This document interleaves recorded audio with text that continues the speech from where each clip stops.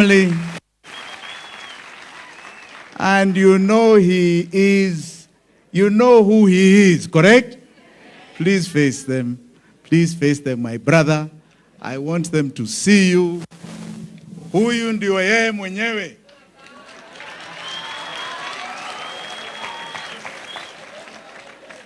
Thank you very much. Put this up with Jimmy.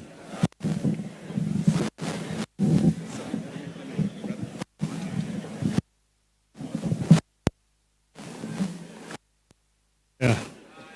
Hiya.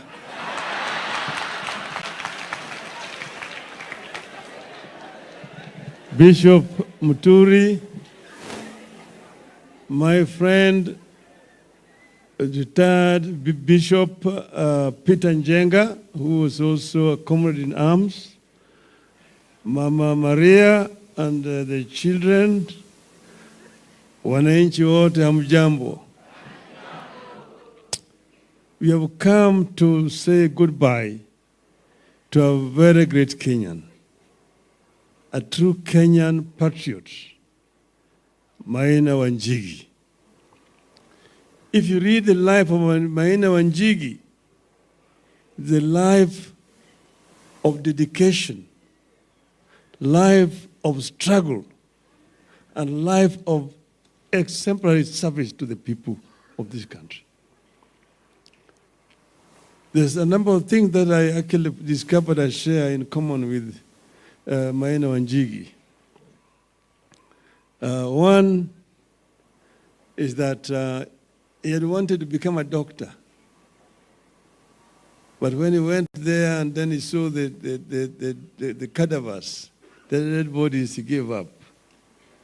I also happened to have suffered the same fate. I was supposed to be a medical doctor. But when we were taken into the place where they were actually dissecting dead bodies, I got scared. And I said, I must change. And I changed and I became an engineer. But you see, Maina Wanjigi came from humble background and was so committed and dedicated. I studied so well, went to some of the best schools, and graduated very well. But Mama Maria has also told us here, after they got married, he became a very faithful servant. I never slapped him even once. I'm sure you can also ask Mama Aida. She will tell you that I've never slapped her. And he came here at the dawn of independence. And that is the time when this country was looking for intellectuals to take over from the colonialists who were leaving the country. So he's one of the pioneer civil servants at that time. And that was the time when, as you know, the colonial system had actually discriminated against the people of our country. So Africans were on the periphery of the economy of this country. Then they came up with this paper, session of paper number 10.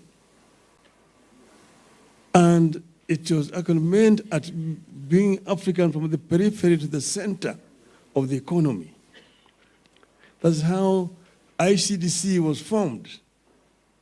And he became the first CEO of ICDC, Industrial and Commercial Development Corporation, to give loans to Africans so that Africans could be involved in the economy of this country. Then they formed the KNTC as well.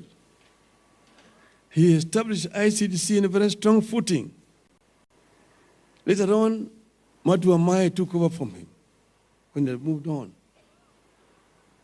But then he went on to serve in other capacities and then became a member of parliament for Kamkunji, for the death of Tomboya.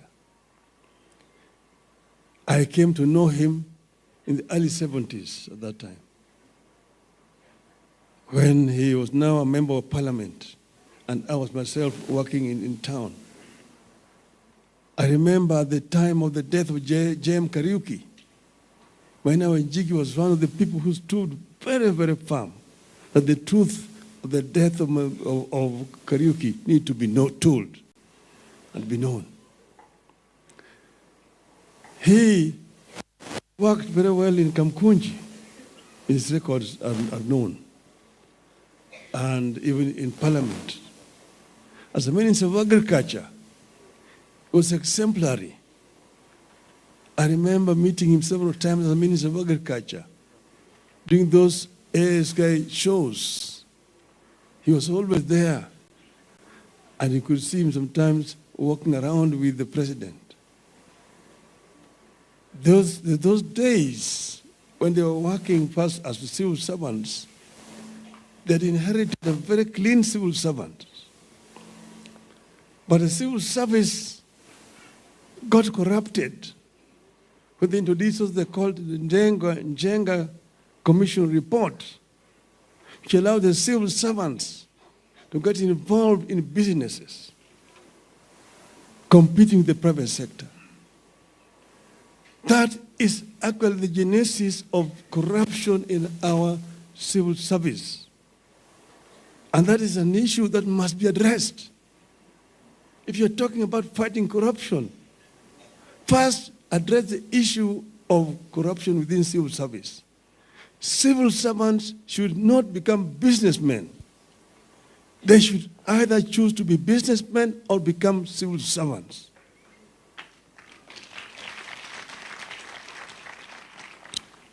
So, but now I'm digress. Last time I was here in Nyeri with elders here, Mr. Governor, I talked about history. And he told me, you don't want to hear history.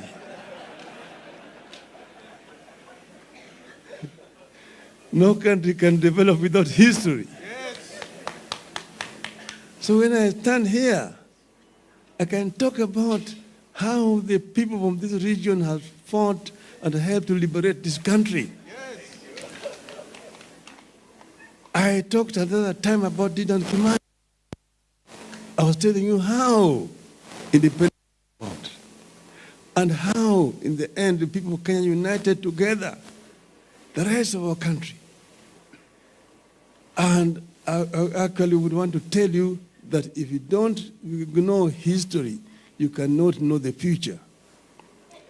This country has come from very far. And we are here where we are today. In the midst of a crisis, I want to join those who have spoken before me. We used to be in the trenches. Reverend Peter Njenga here called him a comrade in arms. We used to go to him at the All Saints Cathedral. But one time, his leg was swollen. And we got him from the All Saints Cathedral, walking with him all the way to Kamkunji. And they were throwing tear gas at us. Later on, he even took us back to St. Cathedral where we were hiding with him. This reverend here. At that time, were the church leaders who were true to the liberation struggle. Yes. Today, the religious leaders are summoned like servants to go to State House. And they go there with prepared speeches to make. The church must speak the word of God and stand firm with the children of God. Yes. The church should not be subservient to the temporal power. The church should sympathize and stand on the side of the people of this country and speak truth to power. If things go wrong, speak truth to power. When children of this country come out in their large numbers to say something is wrong, the church itself should stand with these children. The Gen Z,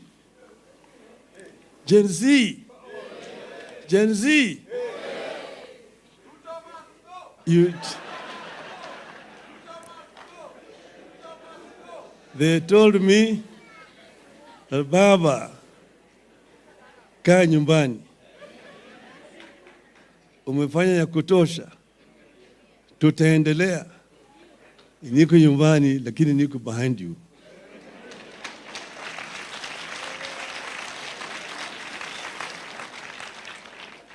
What this country now requires is a serious dialogue. Serious dialogue, a comprehensive dialogue that will be able to fix all the things that have gone wrong. Deal with the issues of unemployment of our youth, the issues of corruption, the issues of ethnicity and tribalism and nepotism, issues of exclusion. These are the issues that need to be addressed.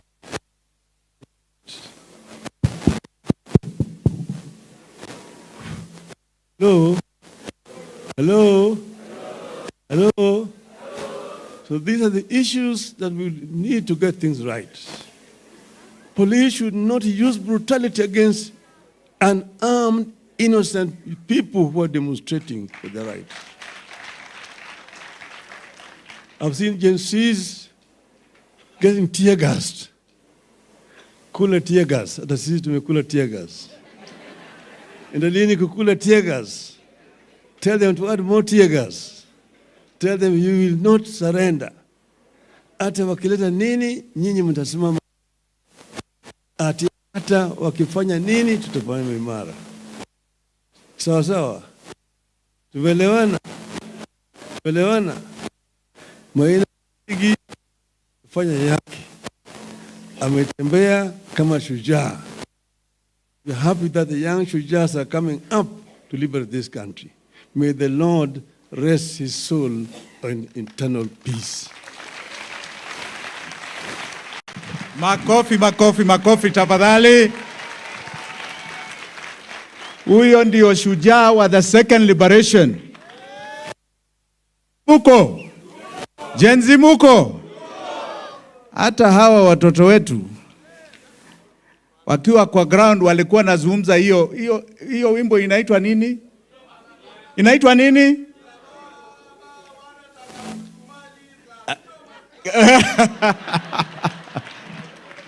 Walikuwa naimba huyo na sisi, hata sisi tuko hapo.